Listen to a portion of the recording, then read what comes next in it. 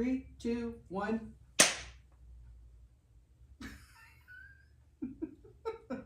Hi everybody, it's the CC&JT Amateur Hour where production value goes to die. That's over CC over there pretending she is production. And that's JT. Good morning, good afternoon, good evening, and good night. Oh, that was pretty good actually. Thank you, Truman. Thank you, Truman. I want to give a quick shout out this morning to the Nevada Independent and their colleagues at the Nevada Current, which are definitely the head and shoulders above everybody in the journalism field in the state of Nevada. We're so happy that you're here taking care of us and everything like that. But anyway, taking care of us. You're definitely head and shoulders above. Head and shoulders, knees and toes, above, toes. Above the mainstream journalists, which I don't even look at anymore. Let's see. So what else is going on this morning? We say good morning to our friends at Jack. Hi. We got the pin. Thank you. I guess they have a contest going, so if you are a fan of Jack in the Box, go check it out. Yeah, go check out. They got a cool contest going on. Again, as always, not sponsored. Not sponsored. Yet. Nor are we sponsored by the Current or the Indy. So we had an interesting writing week. Had an interesting week. We did see our friends over at the Churchill County Library. We thank Magdalena. BR. Thank you. Magdalena BR for setting that all up and patiently dealing with the weirdo in the front of the room. And we had an interesting, diverse, eclectic crowd. That was a lot of fun. I'm looking forward to doing my turn. Yep. And so at the crowd answered all sorts of questions about writing and read from Sheriff of Nevada. So that was fun. That was God, I was so nervous. It probably didn't come through. And it was a really fun drive. The weather that day was a little strange. Yeah. We had a lot of very fascinating clouds to look at along the way and just beautiful light going. We don't normally go out of the house at that time of the day very often. So it was a little different for us. Nice. And so it was very majestic. And so here mentally I'm taking notes. Okay, so how do I put this in a book? Maybe the next sheriff. Yeah. So, and we also managed to sell some books too, which we're very happy about. So thank you everybody for doing that. Thank you. Sold a couple copies of Zoe. Yeah, which was really cool. I didn't pull out. As I stretch here. Yeah. Zoe sold a couple of copies, so that was fun. That was great fun. We sold Sheriff and we sold 2 copies of Zoe. So that was a lot of fun. So we thank everybody for coming out. As I said, just some fun questions, and if I'm feeling brave later, I will link you to the video that CC took. I did not post the reading part of the video because it was an hour-long presentation, so I mainly kept it to discussions of writing. I may post the actual reading at a different point, but I think it's a fun video because it shows. I kind of tried to clip out the people that were standing in front of the camera because the library provided a few snacks and we brought some candy and things, so people were chowing down. Yeah, as they should, which is great. We Yep. What else? I guess we could talk real quick about the status of our books. We also should probably mention something about our appearances coming up. Yes, definitely. Yes. So let me bring that up while I'm thinking about it. My brain is kind of fuzzy this morning. What was it? And actually, there's something else we can talk about while you're doing that. Which is? On Friday. June 5th. June 5th. What's happening on Friday? Oh, yes. What's happening? We give each other our annual evaluations, and for the most part, I've rated her above standards. Oh, cool. I didn't get meet standards. That's awesome. No, it's been a few years since you've meet standards, but you've never been below standards. That's awesome. Yeah. Yeah, so Friday, June 5th is our 44th wedding anniversary. Woo! And yay! So it's always a surprise that, 44 years feels like a lot, but it doesn't. Yeah. It sounds like a lot, but it doesn't feel like a lot. Maybe that's a better way to put it. If you're in Carson City and the Wendy's on North Carson is open, we'll be doing dinner over there on Friday, as we always do. That is our tradition. So if you want to swing by and say hi, please do so. And if you're interested in seeing where we got married, Go visit the Brewery Arts Center Performance Hall, which was at that time St. Teresa's Catholic Church. St. Teresa's relocated to the east side of town to a bigger facility, but the old church is now part of the Brewery Arts Center campus. So if you're interested, the Brewery Arts Center is a great place, so definitely go check them out. And actually, that segues us to, because we're going to circle right back around to that, because we're going to talk about appearances here very quickly.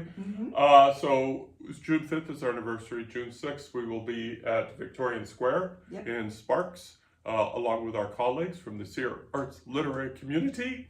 Yay! We're going to be doing Sierra Arts Book Fest. Woo! Yay! So many great authors, so many great local authors. So please come by and say hi and jump right in. And there will not only be selling books there, but there will be readings inside the Depot Gallery. So you can actually ask the authors questions. I mean, you can either ask them at their booths or you can go to the readings. And it should be a fun day all around. We'll be there all day. There will be some kids' activities, and they will be raffling off themed baskets that are themed to specific genres. So lots of fun things to do. And in the area, I'm not sure if it's open that day, but right across the way is the Sparks Heritage Museum, which is also a fun day to visit. So you can make a real outing out of it and then go, have lunch or something at the Nugget. Though I think they may have a food truck or two there as well. Okay. And then the following week from Friday, we're going to be at Bub's Bookstore over here in Carson City, opening a brand new bookstore in Carson City. That's awesome. So exciting. Yeah, it is. So for folks, it's on Curry Street. It's on South Curry Street over by the AG's building, over in that neighborhood right there. If you are someone who's been in the area for a while, it was most recently Aunt B's Antiques. It is kind of a long, narrow building that at one time was a wedding chapel. It's been a stage stop. There's a little bit of an outdoor patio space now. So definitely stop by. Like JT said, grand opening is June 12th. But we're hoping that, people will come out and keep them going because we really need a fun bookstore here in Carson City. Yes.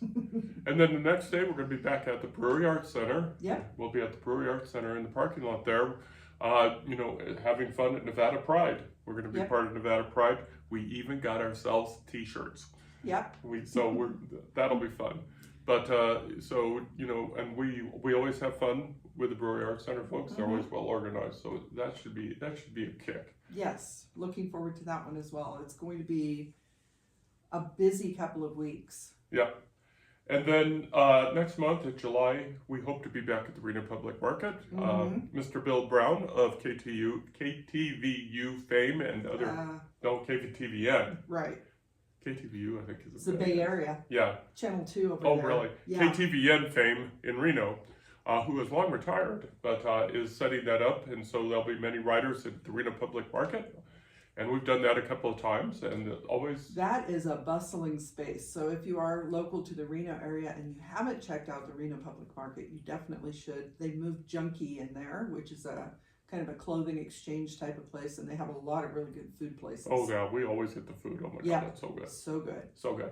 Okay, manuscript status. The sequel to Passion Restored. So yesterday or the day before, I think, I revealed the cover and title for Book 2 of Restless Spirits, Haunt Season, which I am currently uploading to Amazon so I can get a proof copy. So editing process is done. I've formatted the book, hopefully, which is why I need to get the proof copy to make sure everything is okay. But I really love the cover to the book. I think it goes well with the first one. And then I am currently revising Battleborn Bride based on creative suggestions from Red Adept, thank you again, and beta read comments from JT. I still have a couple beta readers looking through the manuscript, but that's well underway. I need to get that back to the editors by June 10th. So lots to do. It's going to be a good book too. It's going to be a good book, and it's like, if you notice that sort of hesitation about when she said, when she said about me commenting, what I did is I emulated one of my favorite editors, TeriCase.com, in the way that I edited her books, and yeah. There was a lot of fun. Well, in some ways, I think you put a little bit of your own spin on it. I may have done that in places. Yes, but it is a young adult historical, so it's a little bit different from what I've been writing. And I appreciate all the feedback I'm getting because I want to make sure it's a good book. Yeah. Okay, as for me, the sequel to Finding Salvation is just done, is all done. Except for a cover. I need a cover. But I haven't forged forward on that because the financial aspect of running the business has kind of nipped us in the bud. So we're focusing all our financials on her creations. And then we will shift over to my creations in maybe a few weeks. And related to that, we're going to talk a little bit more about this book. I'm doing the final edits before I turn it over to the betas of my, now it's 112,000 word book. Oh, I thought you were cutting it down. I thought I was too, and then when I finished going through it last night, right. I had added 100 words or a few hundred words. So I don't know how that happened, and that's a problem because you got to cut. You've got to cut. You don't have to. You got to cut and prune.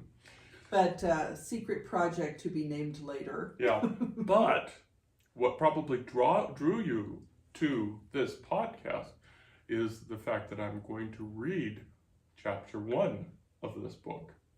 Not going to reveal the title, not going to reveal the cover. Well, you don't have the cover yet. I don't have a cover. But I'm going to reveal chapter 1, and I'm going to read it here in a minute after I drink some coffee. Is there anything else we want to chat about today real quick? No, just as always, want to thank our fans for supporting us. Lisa, back east, and Jennifer, also back east. Yes. It is nice to be interacting with people outside of our area because we do talk to a lot of fun people locally when we do our in-person events, but we've actually had a couple people who follow along with us now on a regular basis, and we chat back and forth about books and our lives, and it's really nice to make those connections. So that's one of the reasons we write, is to connect with other people. And I think really fun. We're making very slow inroads into that. Yeah, I mean, it's like we got to talk to people in Fallon, we talked to people at the booths, I just want to say I love Churchill County Library. It's so sweet. It is so sweet. I love rural libraries because they're very personal. Don't get me wrong, I practically, when I was younger, I practically grew up in the Churchill County Library, which is as it is today, a very multi-floored, very open, very green library, which is just... They just celebrated their 60th anniversary, I think. And on a more personal note, not that you just hung out at that library, but your grandmother was one of the, I think, founding members of the Friends of the Washoe County Library. Yeah. Way back when. But rural libraries are just very personal, and they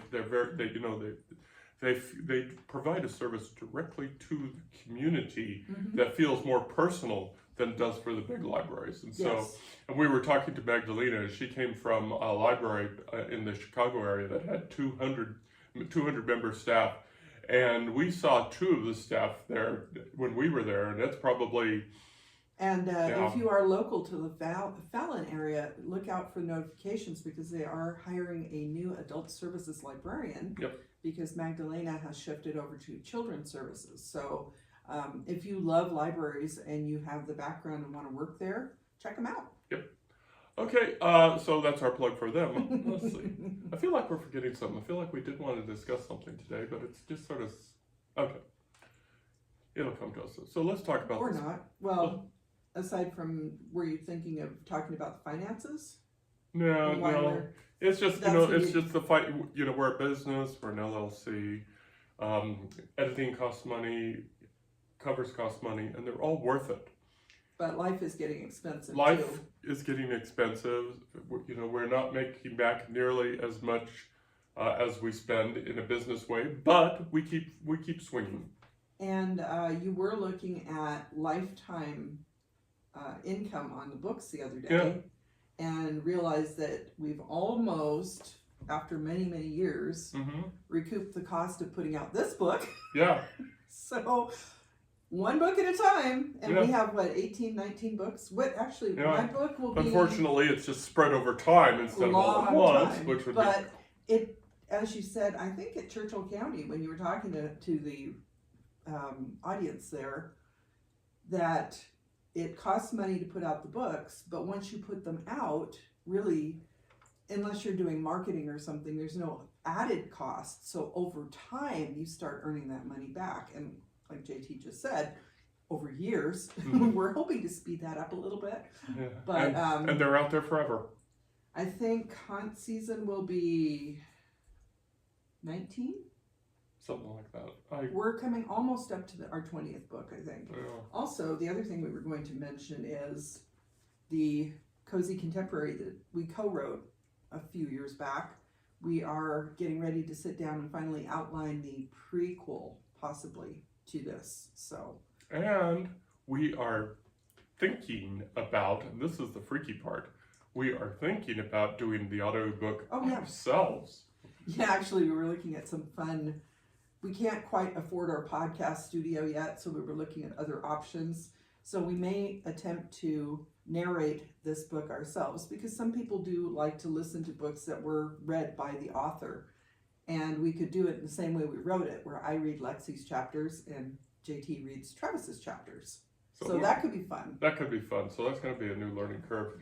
But But we've again, had you a lot know, of practice with the podcast and like recording things, so who knows? could be fun. Okay, so let's talk about this new book. This new book, if you read or watched last week's episode, you'll know that I got into a writing Frenzy.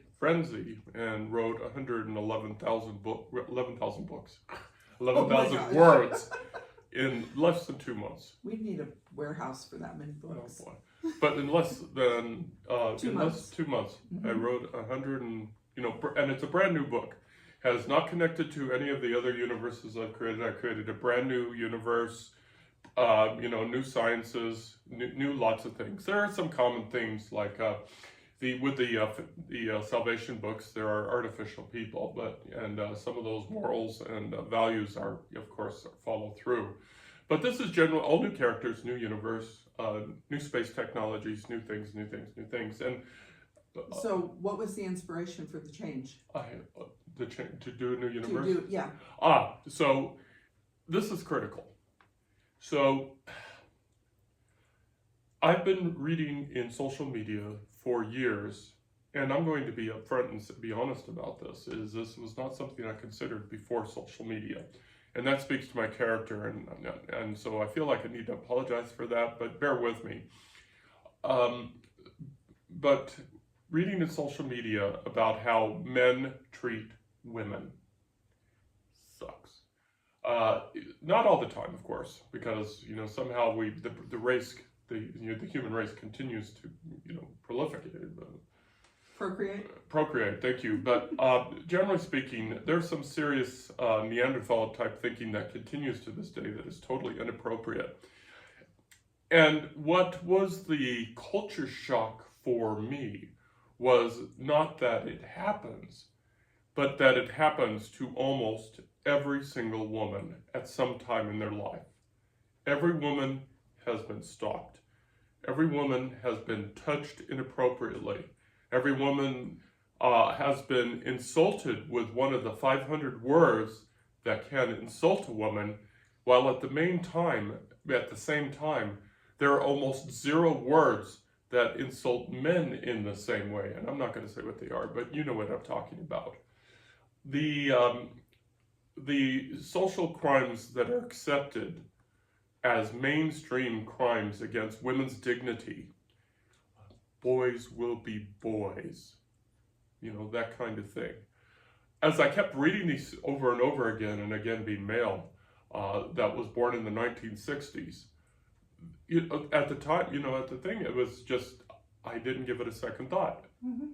And then as social media came out and I started seeing these things, and more importantly, I saw, in a public forum where women were standing up and saying, that's enough, I felt, and I'm not patting myself on the back here, because remember, I was a member of that crowd. I felt a great deal of empathy and sorrow. And it just is inappropriate if we're going to evolve as a society, to denigrate half of our people that way. I think it's more than half, actually. I think women outnumber men. Still. And of course, men will push back and say, not all men. But you know what? I haven't seen a lot of evidence of that. Because, silence is like, what, collusion or... silence is agreement, silence is participation. Right. So when there's when a guy says, well, it wasn't me, then my question is, well, what did you do? What did you say? And this is me doing, and this is me saying, making up for 50, 60 years, I don't know. I'm not doing this out of guilt. What I'm trying to do is I'm trying to illuminate, highlight. And so what it is I created a character, whose name I'm not going to name right now. But this character starts out as an artificial person that will evolve into a woman. And so my impetus is what would a new being evolving into a woman, how would they view and how would they see this activity of men against women? What would their view be? Because, it doesn't, honestly, when you read the book, you'll see things happen to this character very quickly, very early in their development, their evolution from a thing to a female presenting being. It happens very fast, and what I feel is very accurate. Okay, so the obvious question, and a question I did get at Fallon, was, what about how do I, as a male, present this? And my answer to this is first of all, I have experience in my books. And I have never received a negative criticism about how I present women in a book. In fact, I've received positive criticism. Furthermore, my editors at Red Adept and Teri and all my beta readers are always female, especially when I'm doing female presenting books. And if they say something like, yeah, you're being a man, thinking about, you're being a man here. Yeah, I can remember one specific instance where your female character made a comment that was very specifically a male comment. Right. And it's like, I have never thought that way. And that was my feedback. And I think you may know the comment I'm talking about. Right. But it's just like, we have certain thought processes so deeply ingrained in us that it just seems like everybody would say it when it's not always the case. And writing will bring that out in writers. Writers will bring out your character. And finally, the other thing is I not only was I fortunate to be raised by women with very minimal male influence until I got to high school, but I worked with very strong women at the latter part of my career. And I'm not going to say that any of the characters are based on them. I'm not going to say that out loud. Ooh, so former coworkers. No, I'm not going to say that. But, maybe you should check out his book and see if you can pick them out. So this combination, and also, here's one very quick story. When you're the only guy in a female work center, and that happened a lot, guys, they listen to everything you say, ladies. They listen to everything you say because they want to know, how not to tick off their woman at home. And so they listen to everything. And so between all of that, I feel that I can, represent women in an honest, respectful manner. That's my hope anyway. It is a process because, like you said, you go through a lot of editors, a lot of beta readers, a lot of people watching, trying to make things as accurate as possible. So there is a lot of, you say that men listen to women in the workplace. I don't know if that's 100% true. Okay, I think men. You do specifically. I don't know about other men because I've worked with men that really didn't listen. But, it's like, I think as a writer and as a people watcher yourself, that was kind of how you picked up with the coworkers were saying. So, I feel this is an important book that I had to write. Maybe as a little bit of, asking for forgiveness for my own behavior, but also as another means to get the message out there. And it's, it feels stupid to even say it this way, but women are people. They should be as equally respected. The laws should treat them, I'm going to be going up on a soapbox here in a second. The laws should treat them equally and fairly as they treat men. Just because you cross the state line doesn't mean you should be treated differently. Men don't have to deal with that. Women do. Okay. Now, as a woman, as a female presenting woman, I will say that doesn't mean that women are perfect. We have our flaws. We have our challenges. There are women who are supporting things right now that I cannot believe women would support, that are directly negatively impacting themselves. So I'm not saying, and I'm sure JT is also not saying, that women are perfect, but the way women are treated is abhorrent. Yeah, and for the women that, who are supporting some of these things, it's like girlfriend, 21st century. Okay. There is some brainwashing going on. I mean, there's some grooming kind of things, but yeah, y'all got brains, use them. Yeah. Okay.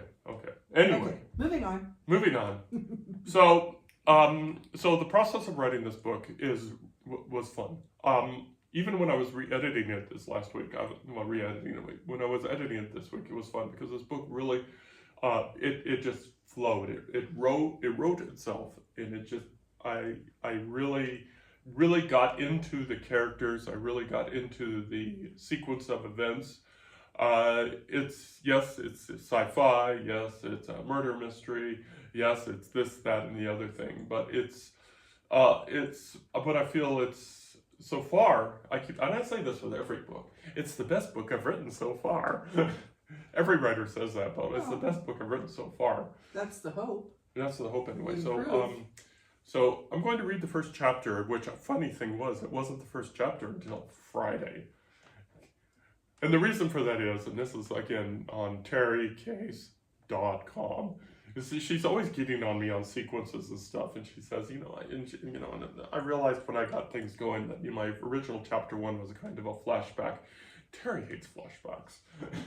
And so I rewrote it. Teri, so for Teri, CC, and the betas, here is chapter 1. And I'm just going to go ahead and dive in. Anything else before I do? No, go for it. Somebody is really amused at this. Okay, so chapter 1, and I'm really nervous about reading stuff, so bear with me. Read. You can do this. Read. You're going to be reading again next weekend. That's true. I'm going to be reading at the Sierra Arts Book Fest. Yep. Okay.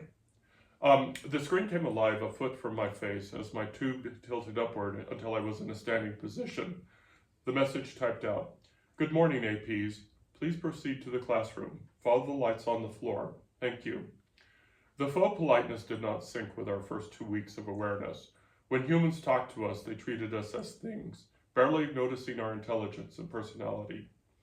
We were prodded, pushed, and shoved in examination rooms that tested our joints, muscles, and balance. In our tubes, we have been force-fed facts and statistics via a gold spike jacked into the bone behind my ear. We learned about Odeon Cybernetics, our creator. We were given education modules. We were plugged in every moment we were in our tubes. The inserted spike was painful to the point of tears, and I exhaled a sigh of relief each morning when it unplugged and retreated into the pillow. The cover of my tube slid down and I stepped out, as did my classmates from their respective tubes. We turned simultaneously to our left and filed through the door to the hall, the one with flashing arrows. The ever-present mirrors outlined what we were: white, plastic bipeds, with no features that distinguished us from our classmates aside from our differing heights. At that point of our maturation, the most human thing about us was our skeletons. Despite what must have been years of research, Odeon Cybernetics had not improved on the structural genius of the human frame. Everything that we were, started with a skeleton from a dead person. One of the units ahead of me, Unit 605-7269, stumbled against the wall. They were the tallest of us, and they had the balance of a new child, which, in a way, we all were. I pushed through our classmates and fit myself under their arm, one hand around their waist and the other against the cold wall, studying them. Thank you, 605-7265, they said in their mechanical voice, reading the numbers on the front of my torso, the same as those on my back. I nodded, silent. Someday I will learn to walk. That was as close to humor as any of us has said in the 2 weeks we have been trained and have been tested together. Our class was a serious group of artificial persons. I made an attempt. Let's hope today is not our first dance lesson. Their midriff shook against my side. They are laughing, I thought. I smiled. We entered the classroom and I guided 605-7269 to their seat. They squeezed my arm in thanks. I took my usual chair in the back row. From there I could see the back of the heads of my 50 classmates. But today was different. There were 2 empty seats. Why, I thought? Because 2 units could not stand. They are defective. They will be repurposed and redistributed. Thank you. We had been told since our first activation that we would be tested on how we process through our education modules and physical adaptations. Nothing would be missed. Language, constructive thought, time awareness, math, basic reflexes. We were warned at each test. There were no second chances. Failures meant that we would be repurposed and redistributed. Others in my group noticed the empty chairs as they made nervous gestures, small movements that perhaps humans wouldn't notice, but clear to other artificial persons. Our first failures. I intuited that today is an important day. A human stepped in the room. I blinked up as I processed that she was female, middle-aged, with gray-black hair and a bun, wearing what must have been a suit, garments that matched in style and color. An ID card bounced on a rope against her breast, and she was wearing shoes with elevated heels. She held a single piece of paper. She stepped to the front of the class and examined us. Good morning, units. How do you feel?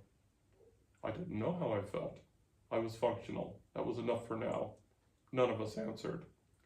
My name is Victoria Jennings. I am human. I came from a womb and grew from a girl to a woman. I went to school and made friends. I have been working for Odeon Cybernetics since I graduated from college 16 years ago. Those things did not happen to you. You exist because Odeon Cybernetics has received purchase orders and signed contracts to create units. You were manufactured and cultivated to your current condition. You have received electronic instruction, and you have satisfactorily processed that instruction. We are advancing you to the next stage. Victoria dropped her eyes to the paper she had been holding. You will continue to be evaluated. From this point forward, if you fail a test, you will be assessed as defective and recycled to whatever stage you held when you were not defective. If you cannot advance from that place, you will be repurposed and redistributed. There is no appeal. The quizzical looks around me had become twitches. They are nervous. They are anxious. I am not. I do not understand why, but I am not. As you evolve, Victoria said, ignoring our emotions, you will receive a module about law and rights of the individual. You will wonder how that applies to you. Let me answer your questions right now. You are objects, property. You exist because someone paid us to create you and turn you into a product that they can use. You cannot own property. It is illegal for you to marry humans and clones. The purpose of your existence is outlined in your contract. You will not live outside of your contract. The law governing all this was settled decades ago before you were activated. She held up the paper. That law says you have as many personal rights as this piece of paper. She crumpled the paper into a ball and dropped it to the floor. Interesting. Most fascinating. Okay. So anyway, that's chapter 1. So that's a few words out of the 112,000 words that I wrote. So for the editors at Red Adept, and of course for Teri, and for the betas, I'm still working on this. And as I said, I was going to say that I was going to get this to you in June, but hey, June is tomorrow. What? But you said you weren't sending it to Red Adept. Oh, that's right. That's right. I'm not going to send it to Red Adept. That's right. Thank you. Because after the betas and Teri have gone through this, and by the way, thank you, betas. I hope that you find this interesting. after y'all have gone through this, I'm going to try and send this to traditional publishers because I believe in this book so hard. But I do it with a great degree of nervousness because all the books that we have published so far, we have 100% control over, from cover to cover, content, everything, marketing. We're responsible for everything. So if we do find a publisher and they agree to take this on, we lose control. We do not have the 100% absolute control. So a lot of things about this book are making me nervous, from the content, about the subject, about the presentation, and of course, going through the beta readers and going through the creative editor, and then sending that out to the world. It's going to be another roller coaster of a ride.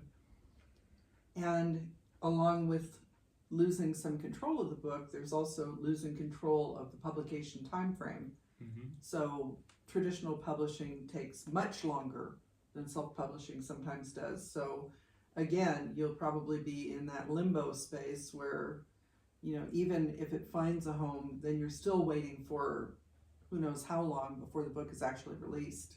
This is probably not going to see the public world, until 2027 at the earliest. At the earliest, and yeah.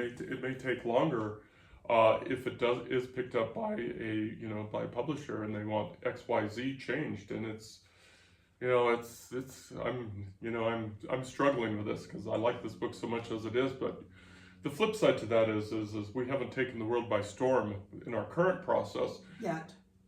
So maybe it's time to break free from that cycle and try, outside. There is a lot to be said for self-publishing. There's also a lot to be said for traditional publishing. If JT could find a publishing house that maybe has a core of readers that tend to look for their books specifically, it might kind of elevate the book that way. So we'll never know, but unless we try. Yeah. So what do you think? What do you think of the podcast? What do you think of the chapter 1? Et cetera, et cetera, et cetera. Reach out to us through our website, carsonhume.com. That's where you can find everything about us, almost literally, including our business, Two More Books LLC. We have podcasts, we have posts, we have pictures, we have our links to our books, we have links to our books. Pardon me? Social media. Social media. We have links to our bookstore. Mm-hmm. And if you do buy books, you want to buy our books, we passionately ask you to do it through our bookstore because that's where we get the most profit. But if not, there's a whole bunch of 99-cent books out there to get the taste, which reminds me that somebody did buy all 3 Sheriff and Nevada books off Amazon this week. So thank you to whoever that was. That was so awesome of you. So, support our cause. Money is tight right now, and we could use some financial love right now. And if money is tight for you as well, as we always say, please reach out to your local library.